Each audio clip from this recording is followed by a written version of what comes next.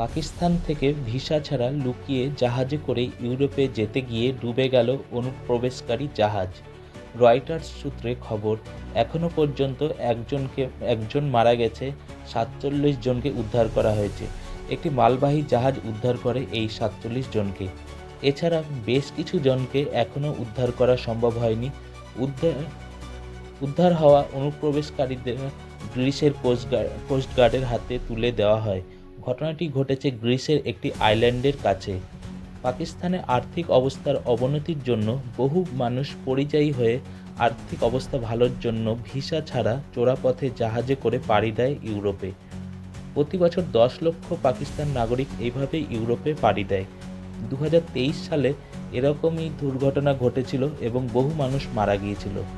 দুর্ঘটনার পরে পাকিস্তান সরকার নড়েচড়ে বসে। পাকিস্তানের প্রধানমন্ত্রী শেহবাজ শরীফ আশ্বাস দেন, যারা এই অবৈধভাবে ইউরোপে যাওয়ার ব্যবস্থা করে তাদের শনাক্ত করা হবে। এ ধরনের আরও খবর জানতে কলকাতা সমাচার চ্যানেলটি লাইক করুন, সাবস্ক্রাইব করুন ও বেল আইকনটি প্রেস করুন। ধন্যবাদ।